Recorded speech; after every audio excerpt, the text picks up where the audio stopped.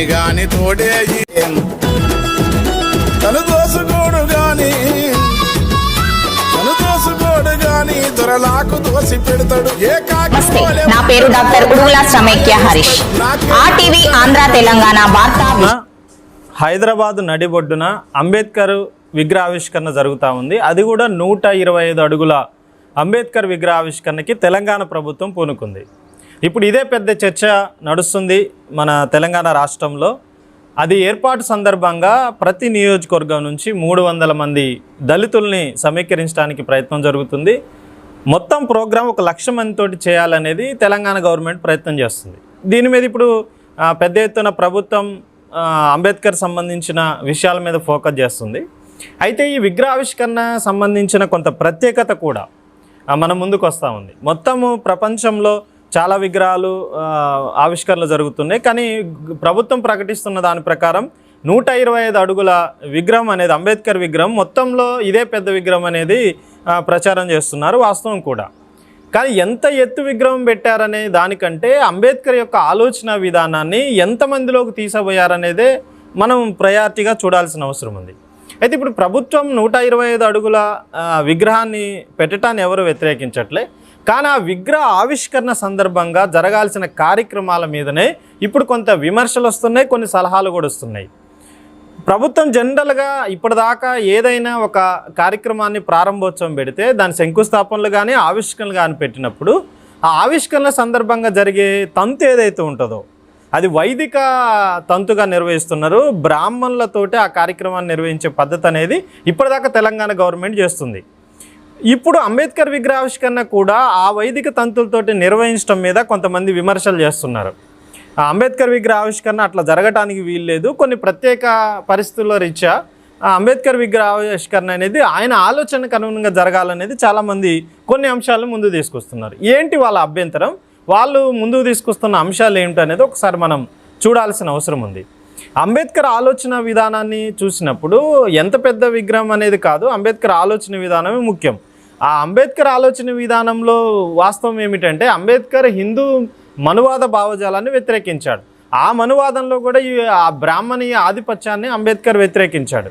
ఒక దశలో అంబేద్కర్ హిందూ మతం నుంచి ఆ మతం యొక్క ఆధిపత్యాన్ని, దాంట్లో మనువాదంలో బ్రాహ్మణిజం యొక్క ఆధిపత్యాన్ని వ్యతిరేకిస్తూ బౌద్ధ మతంలోకి చేంజ్ కావటం జరిగింది.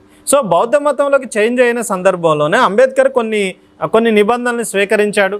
ఆ బౌద్ధంలో కొన్ని నిబంధనలు ఉన్నాయి. తన బతికున్నంత కాలం, అందుకే అంబేద్కర్ ఒక మాట అంటాడు, నేను పుట్టడం నా చేతుల్లో లేదు కాబట్టి నేను హిందువుగా పుట్టాను, చనిపోయేటప్పుడు మాత్రం ఎట్టి పరిస్థితుల్లో ఈ మనువాద హిందూ భావజాలంలో నేను చనిపోనని ఒక స్పష్టంగా చెప్తాడు. అంటే ఈ బ్రాహ్మణ ఆధిపత్యం మీద, ఆధిక్యం మీద అంబేద్కర్ తన జీవితాంతం కృషి చేశాడు. దానిలో భాగంగానే తను బౌద్ధం స్వీకరించిన తర్వాత ఈ వైదిక తంతులు అంటే బ్రాహ్మణులతోటి శంకుస్థాపనలు, బ్రాహ్మణులతోటి ఆవిష్కరణలు, ఇట్లాంటి శుభకార్యాలు లేదు, అశుభ కార్యక్రమాల్లో బ్రాహ్మణుల ఇన్వాల్వ్మెంట్ దాని మీద తీవ్రమైన అభ్యంతరాన్ని అంబేద్కర్ వ్యక్తం చేసిన పరిస్థితి ఉంది. దాన్ని అంగీకరించని, నేను ఆచరించనని కూడా ఓపెన్గా చెప్పాడు.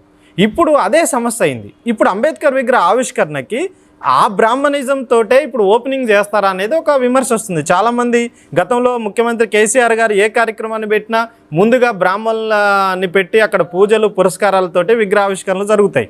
కాబట్టి రేపు అంబేద్కర్ విగ్రహావిష్కరణ కూడా అదే పూజలు పురస్కారాలతో జరిగితే అది నిజంగా అంబేద్కర్ ఆలోచన విధానానికి వ్యతిరేకమైంది. కాబట్టి ఎట్టి పరిస్థితుల్లో ఈ విగ్రహావిష్కరణకి ఈ వైదిక తంతులు ఏతున్నాయో వాటిని బహిష్కరించాల్సిన అవసరం ఉంది. వైదిక తంతులు కాకుండా అంబేద్కర్ యొక్క ఆలోచన విధానాన్ని సింపుల్గా ప్రభుత్వం లేదు, తమ సాంప్రదాయాలకు అనుగుణంగా ఒక అఫీషియల్ ప్రోగ్రామ్ని ఎలా చేస్తారో ఒక సామాన్యంగా అయినా ఒక రిబ్బన్ కట్ చేసైనా దాన్ని ఓపెన్ చేయాలి తప్ప ఒక మత ఆచారాలని దాంట్లో రుద్దాల్సిన అవసరం లేదు.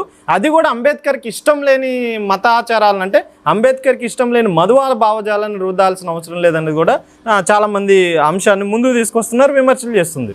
వాస్తవంగా చూస్తే సరైంది. కాబట్టి ఏదైతే మన అంబేద్కర్ భావజాలాన్ని ప్రచారం చేయాలంటున్నామో, ఆయన చనిపోయి అనేక సంవత్సరాలు అయినా కానీ ఆయన యొక్క ఆలోచన విధానాన్ని ప్రజల్లోకి తీసుకోవాలనుకుంటున్నాం, ఆయన ఆలోచన విధానానికి వ్యతిరేకంగా విగ్రహావిష్కరణ జరగాల్సిన అవసరం లేదు. ఆ మాటకు వస్తే అంబేద్కరే విగ్రహాలకి వ్యతిరేకి. చాలాసార్లు అంబేద్కర్ తన పుస్తకాల్లో చెప్పాడు, తన స్పీచ్లలో చెప్పాడు, నేను విగ్రహ ఆధారణకి వ్యతిరేకి, ఒక విగ్రహాన్ని పెట్టాన్ని నేను వ్యతిరేకిస్తాను కూడా డైరెక్ట్ అంబేద్కర్ చెప్పాడు. అయినా అంబేద్కర్ యొక్క ఆలోచన విధానము రాజ్యాంగ రూపకర్తగా తన యొక్క భావజాలం కోసం ఆయన అభిమానులు ఆయన సిద్ధాంతాన్ని ఆచరించే వాళ్ళు ప్రపంచవ్యాప్తంగా అనేక విగ్రహాలు పెడుతున్నారు. కాబట్టి ఇప్పుడు అంబేద్కర్ విగ్రహాలు వాడవాడల్లో గ్రామాల్లో వెలుస్తున్నాయి. ఇప్పుడు సిటీలో కూడా పెద్ద ఎత్తున ప్రభుత్వమే పూనుకొని చేస్తూ ఉంది. కాబట్టి దాన్ని మనం స్వాగతించాల్సిందే. కానీ ఆ విగ్రహ ఆవిష్కరణ జరిగే కార్యక్రమాల్లో అంబేద్కర్ భావజాలానికి వ్యతిరేకంగా లేకుండా చూసుకోవాల్సిన బాధ్యత ప్రభుత్వం మీద ఉంది. అట్లా చూసుకున్నప్పుడు చాలా విమర్శలకి ప్రభుత్వం చెక్ పెట్టడానికి అవకాశం ఉంది. అంబేద్కర్ యొక్క జయంతి చేస్తున్నామంటే తన యొక్క భావజాలను దండం పెట్టడం కాకుండా ఆయన ఏదైతే ఆచరించాడో ఏదైతే అనుకున్నాడో దాన్ని ప్రజల్లోకి తీసుకుపోయి తన ఆచరణని ముందుకు తీసుకుపోవటం నిజంగా ఆయనకి ఇచ్చే నివాళిగా మనం చూడాల్సిన అవసరం ఉంది. ఆ వైపు ప్రభుత్వం ఆలోచించాల్సిన అవసరం ఎంతైనా ఉంది. సమాజ స్థాపన కోసం RTV న్యూస్. ఈ వీడియో మీకు నచ్చినట్లయితే లైక్ చేయండి, షేర్ చేయండి, సబ్స్క్రైబ్ చేయండి.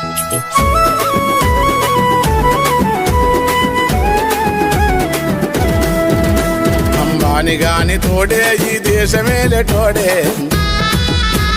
బానిగాని తోడే ఈ దేశమేలే తోడే, వరుస పెట్టి ఒక్కొక్కటి అమ్మె మోసగాడే, వరుస పెట్టి ఒక్కొక్కటి అమ్మె మోసగాడే, తను దోసుకోడు గాని దొరలాకు దోసి పెడతాడు, ఏ కాకి ఓలే ఉంటాడు, లోకాన్ని మాయ చేస్తాడు, నాకేమి వద్దనంటాడు, నక్కలకు కుప్పలేస్తాడు, వానిగాని తోడే ఈ దేశమేలే తోడే, వరుస పెట్టి ఒక్కొక్కటి అమ్మె మోసగాడే, పేదొల్ల నోటి కాని ఆ ముద్ద గుంజుకుంటాడు, పేదొల్ల నోటి కాని ఆ ముద్ద గుంజుకుంటాడు, గ్యాసు బండ ధర పెంచి పాసి పువ్వ దినమంటాడు,